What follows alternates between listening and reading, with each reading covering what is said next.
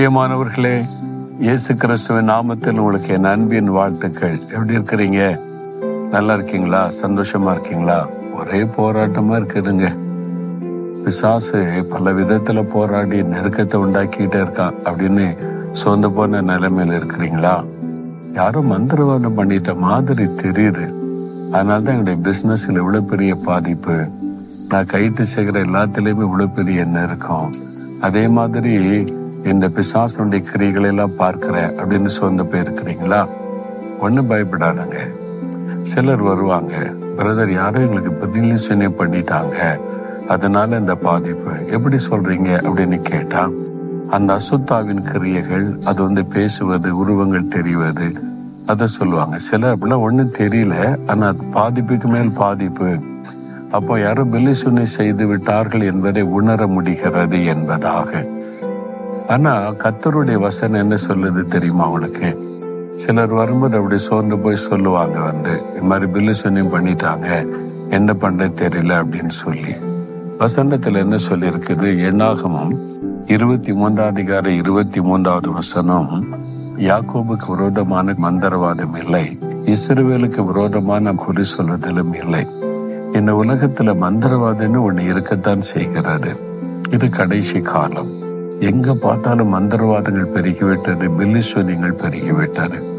எல்லா நாட்டிலையுமே மந்திரவாதிகள் இருக்கிறதையும் மந்திரவாதம் செய்வதையும் பார்க்க முடிகிறது.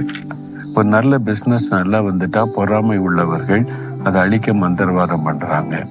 ஒருத்தர் நல்லா வாழ்ந்து இருந்துட்டா இவங்க வாழ்ந்திருக்க கூடாது, நஷ்டம் உண்டாகணும்னு மந்திரவாதம் பண்றாங்க. ஒருத்தர் நல்ல பேர் புகழோடு இருந்துட்டா இவங்களை முடக்கி போடணும், வியாதியை கொண்டு வரணும்னு மந்திரவாதம் பண்றாங்க. இப்படி பல விதங்களிலே மந்திரவாதம் செய்கிறது இன்றைக்கும் இருக்கிறது. வேறும் அதை சொல்லுகிறது. இது கடைசி காலமா இருக்கிறதுனால மந்திரவாதம் ரொம்ப பெருகி அரசியல்வாதிகள் தங்கள் தேர்தலில் வெற்றி பெற மந்திரவாதம் பண்றாங்க. சில பிசினஸ் பீப்புள் பிசினஸ்ல வெற்றி பெற மந்திரவாதம் செய்யறாங்க. அப்படி செய்யும் பொழுது எதிராக இருக்கிறவங்க நஷ்டம் அடையணும், அழிக்கப்படணும், தோல்வி அடையணும் என்பதற்கான மந்திரவாதங்கள் எல்லாம் பண்றாங்க. சத்துருக்களை அழிக்கிறது நீங்க மந்திரவாதம் பண்றாங்க. இவங்க போய் பாதுகாப்புக்கு மந்திரவாதம் பண்றாங்க. மந்திரவாத பில்லிசூனியனாலே பிசாசு சம்பந்தப்பட்டது. கடவுளை வச்சு யாராவது மந்திரவாதம் பண்ண முடியுமா? அப்போ அதுல அசுத்தாவி கிரியை செய்கிறாரு. அதுக்கு பலி செலுத்துறாங்க, பலவிதமான பலிகள், ரத்த பலிகள், அதெல்லாம் செய்து மந்திரவாதம் பண்றாங்க. இப்படிலாம் நடக்குதுன்னா நடக்கிறது. அதனாலதான் நிறைய குடும்பங்கள்ல பாதிப்புகள், சிலருக்கு சரீரத்துல பாதிப்பு, மனதளவில பாதிப்பு, பயம், கலக்கம், தற்கொலை தூண்டுகிற காரியம். இதுக்கு பின்னாலெல்லாம் பில்லிசூனிய மந்திரவாதம் இருப்பதை பார்க்கிறோம். ஆனா நீங்க என்ன செய்யணும்? இஸ்ரவேலுக்கு விரோதமான மந்திரவாதம் இல்லை. மந்திரவாதம் உலகத்துல இருக்கு, ஆனா எனக்கு விரோதமா மந்திரவாதம் பண்ண முடியாது, என்னை சேதப்படுத்த முடியாதுன்னு விசுவாசிக்கணும். அப்போ சில கிறிஸ்தவங்களே பாதிக்கப்பட்டு மந்திரவாத பில்லிசூனியத்துல பாதிக்கப்பட்டு வந்த என்ன அர்த்தம்? வசனம் என்ன சொல்லுதுன்னா, இஸ்ரவேலுக்கு விரோதமான மந்திரவாதம் இல்லை, யாக்கோபுக்கு விரோதமான குறி சொல்லுதல் இல்லை.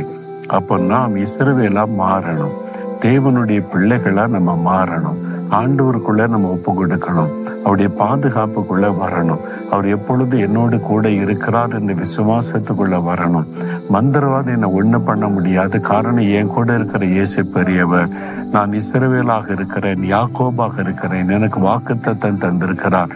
அந்த அனுபவத்துக்குள்ள வந்துட்டா எந்த மந்திரவாதமும் பலிக்காது.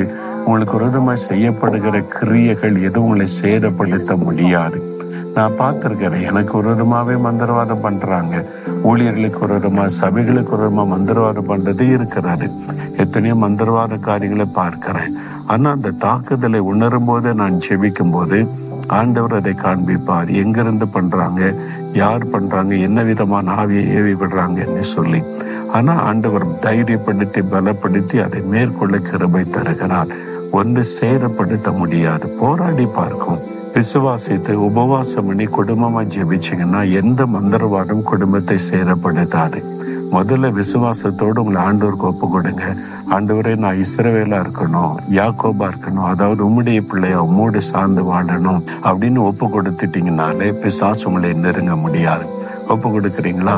எனக்கு விரோதமான மந்திரவாதம் பலிக்காது, எந்த பிசாசின் கிரிகளை என்னை சேதப்படுத்த முடியாது.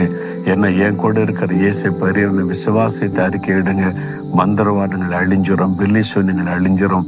உங்களுக்கு விரோதமாய் செய்யப்படுகிற மந்திரவாத தகடுகள் எரிந்து போயிடும். நீங்க பயப்படாதுங்க.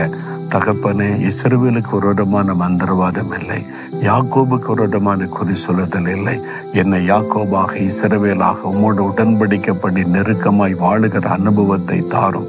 எனக்கு விரோதமாய் செய்யப்படுகிற மந்திரவாத பில்லிசூனை அழியட்டும் என்று யார் யார் ஜெபிக்கிறாங்களோ அவங்களுக்கெல்லாம் இன்னைக்கு விடுதலை, ஜெயம், ஆசீர்வாதம் உண்டாகட்டும்.